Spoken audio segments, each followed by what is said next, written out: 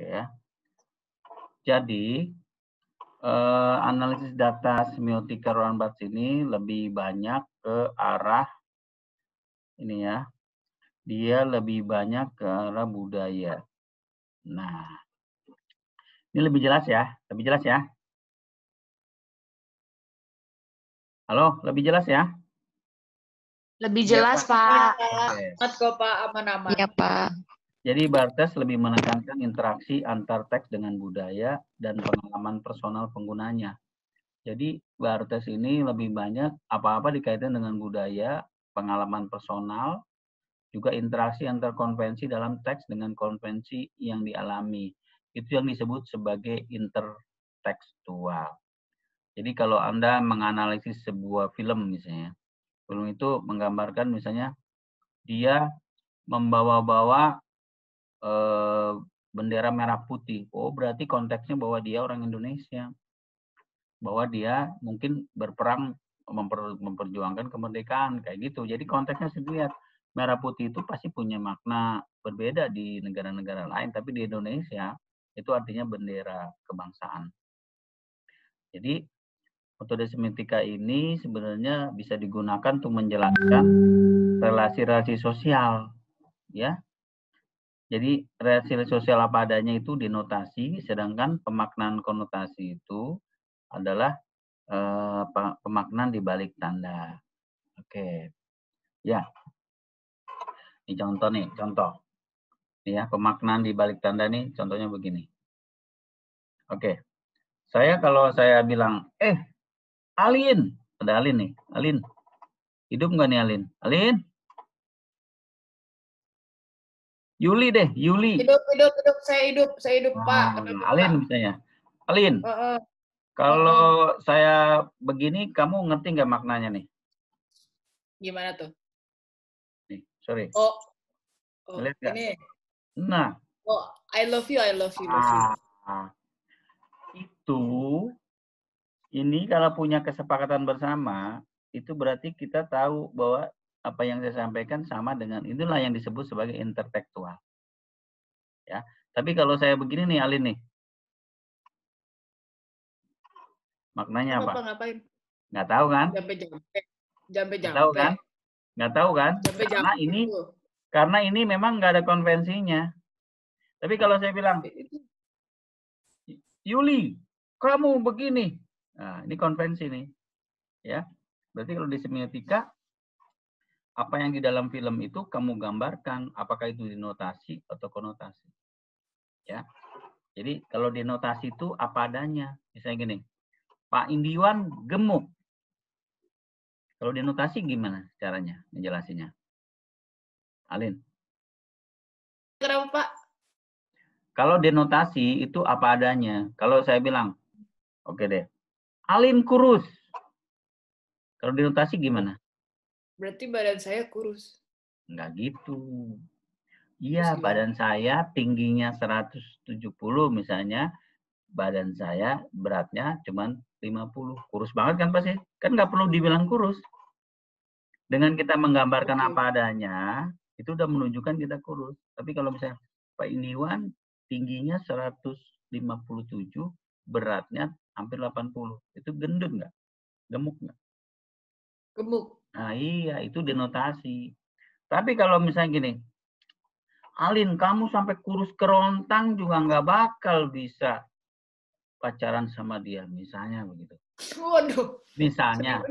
Misalnya, kurus kerontang itu bukan makna sebenarnya, bukan makna denotasi. Kurus kerontang itu sampai dia mikirin habis-habisan sampai nggak kulitnya mungkin tinggal kulit doang. Nah itu artinya sangat apa istilahnya ya?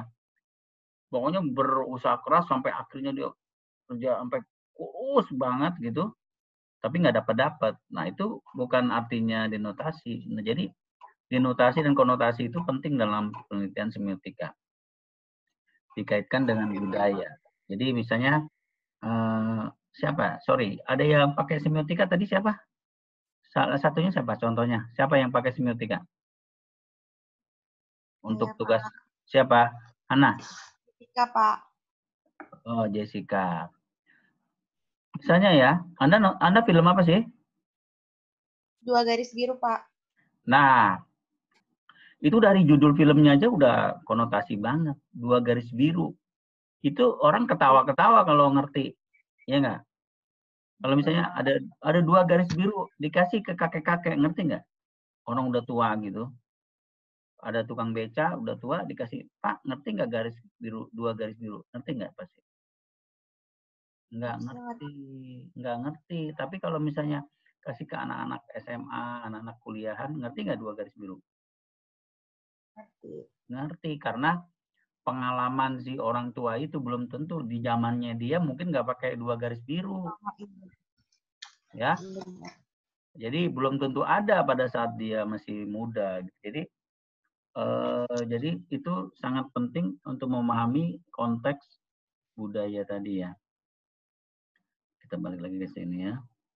Jadi ada relasi sosial apa adanya itu menggunakan denotasi, dan pemakaian konotasi ini merupakan pengembangan segi petanda. Nah, kalau Roland Barthes itu dia membedakan antara petanda dengan penanda. Kalau penanda itu denotasi, kalau petanda itu apa di balik tanda? Apa makna di balik tanda? Contoh ya. Kalau Anda dibilang apa? Tersinggung kalau dibilang apa? Siapa yang tersinggung kalau diledekin apa? Misalnya ya, ada teman saya tersinggung banget kalau dibilangin, "Ah, kamu Cina." Nah, padahal dia orang Cina, orang Tionghoa, orang Cina, ya. Sebenarnya harus marah nggak? Bilang kamu orang Chinese, orang Cina, orang Tionghoa. Wah, lu Cina. Harusnya tersinggung apa enggak? Halo? Perhatian?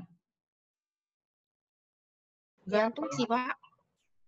Kalau ngelihatnya pakai denotasi, ya nggak apa-apa. Emang gue Cina, lu Jawa. Kalau saya dulu, kalau saya justru karena sekolah saya di Strada Santa Maria, mayoritas kan Chinese ya, mayoritas anak Cina Benteng lah, atau anak Cina apa Pasar Baru, terus Cina apa Dan Mogot tuh, jalan Dan Mogot ya, Gang Dalem itu kebanyakan orang-orang Cina perantauan dan Cina yang ada di situ. Saya malah sering diledekin, Jokau lu, Jokau. Apa tuh Jokau? Jawa lu. Saya nggak merasa tersinggung karena memang saya orang Jawa. Kalau ngelihatnya dari segi denotasi, tapi saya akan tersinggung kalau dibilang, lu mah lemot kayak orang Jokau. Nah, orang Jawa dianggap lemot, dianggap nggak bisa ngambil keputusan, orangnya nggak berani ngambil resiko. Nah itu, lu parah, lu nggak berani, lu kayak orang Jokau aja. Nah, itu saya bisa tersinggung kalau saya ngelihatnya dari segi konotasi, ya. Jadi denotasi dan konotasi itu memang penting dalam penelitian si Roland Barthes, ya. Terus kemudian si Roland Barthes ini, ya, lalu gimana caranya dia menggunakan yang namanya 2 tahap konotasi tahap kedua, ya. Itu biasanya dipertimbangkan ideologi, terus interpretasi kelompok, kemudian intelektualitas, dan kaitan dengan tanda lain. Tadi saya sudah banyak jelaskan itu. Terus dia menggunakan kode-kode. Jadi ada 5 kode pembacaan, jadi kode hermeneutik, kode semik, kode simbolik, kode poetik, dan kode kultural atau budaya. Nah, ini satu-satu ya. Kode hermeneutik adalah satuan-satuan yang tadi sudah jelasin. Kemudian ada juga kode simbolik. Oke, teman-teman nih. Kira-kira simbol apa yang penting di dalam foto ini? Apa? Anda nemuin nggak simbolnya? Halo? Dalam foto ini ada kode simbolik nggak?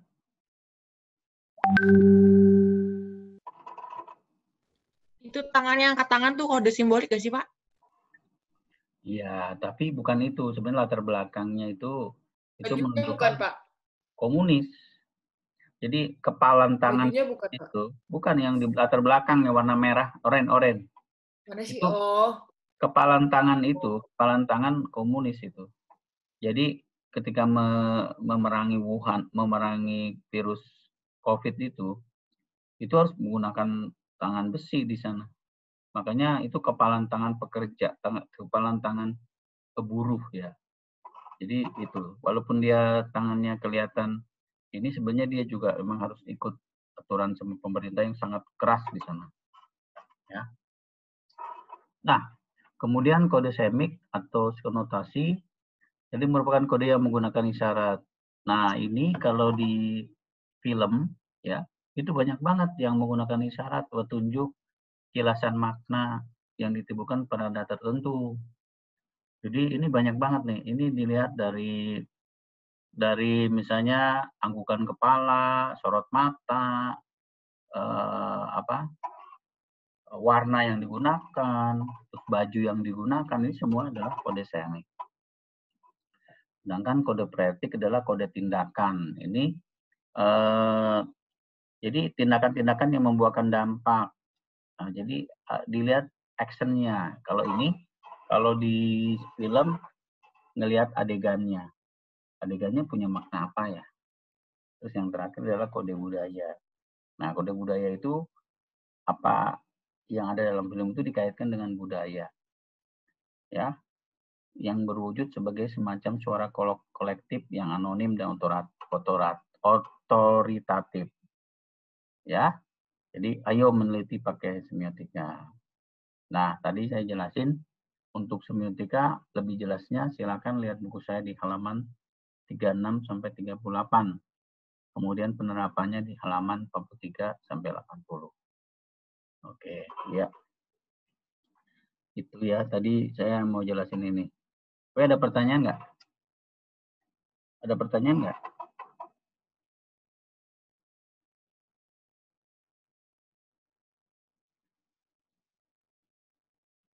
Oke. Jadi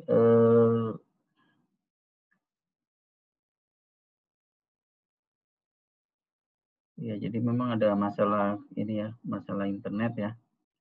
Ini saya lihat nih. Ntar tolong siapa? Davin ada ya? Davin. Oh, dia kayaknya dia izin ya. Izin ya Davin ya. Ini terutama yang ini ya, banyak bermasalah ini Ineke Masena internetnya nggak stabil. Oke. Ada pertanyaan nggak?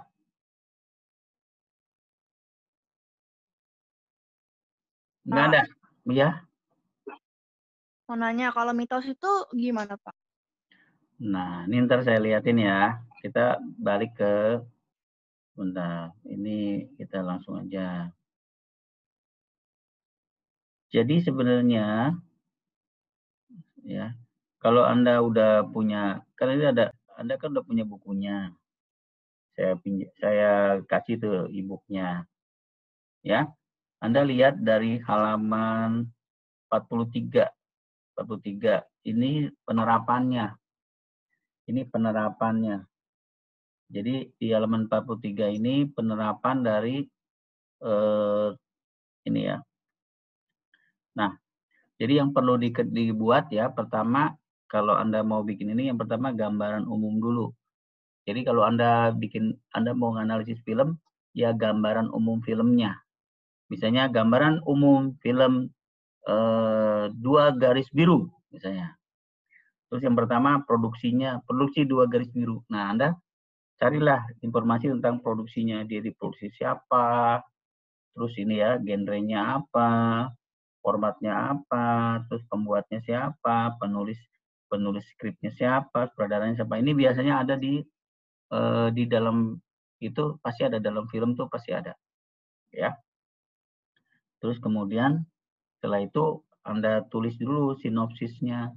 Film itu ceritanya apa sih? Dikasih gambar lah. Film itu apa yang dijadiin sinopsis. Kemudian tokoh-tokoh yang ada dalam film itu. Ya, misalnya contohnya di tayangan Mahabharata ini digambarin tokoh-tokoh yang paling banyak, misalnya Drupadi, kemudian Yudhistira, terus Duryudana, terus Sangkuni, terus kemudian Dursasana. Nah, baru setelah itu, baru apa yang Anda mau cari? Sorry, tadi yang pakai garis biru, topiknya apa? Halo? Topiknya apa? Pemaknaan seks pranikah di luar. Apa? Pemaknaan seks pranikah. Pemaknaan seks pranikah. Jadi pemaknaan seks pranikah di ini setelah tadi penggambaran itu pemaknaan seks pranikah. Jadi jelasin dulu seks pranikah itu ada di dalam film itu kan nggak setiap itu apa berapa scene ya. Jadi di sini mungkin ada beberapa. Nah ini dianalisis satu-satu. Yang pertama visualnya. Visualnya digambarin aja visualnya. Kemudian audionya. Omongannya apa yang menggambarkan seks pranikah itu di dalam itu. Terus kemudian setelah itu dideskripsikan isinya apa sih. Nah, setelah itu Anda melakukan kajian sintakmatik. Nah, kajian sintakmatik itu sebenarnya soal denotasi. Nah, adapun mitos itu ada nanti di sini, kajian paradigmatik. Itu sebenarnya mitos di sini. Jadi di sini kajian paradigmatik ini, terus kemudian ada kode hermeneutik, ya, terus ini kode poetik, ya, terus ada kode poetik, kode simbolik. Ya, simbolik itu dari gerak tubuhnya, terus gestural, terus kemudian paralinguistik, cara ngomongnya, artifaktual, ya, terus kemudian sudut pengambilan gambarnya itu juga semuanya simbolik, ya. Setelah itu barulah kemudian ada budaya, kode budaya. Nih kode budaya.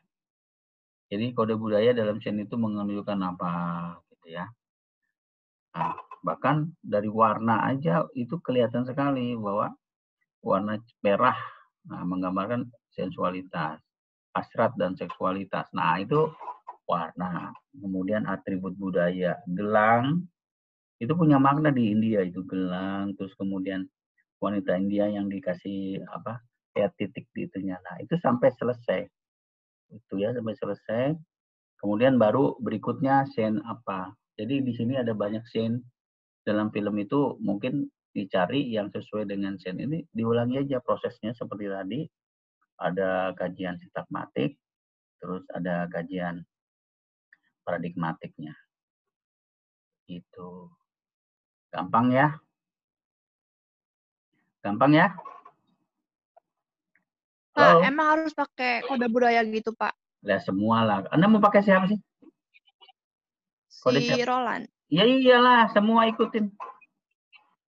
Oh, saya kira cuma yang denotasi konotasi sama mitos doang. Kagak, untuk menjelaskan konotasi mitos itu pakai 5 kode pembacaan. Makanya udah dikasihkan bukunya, dibaca.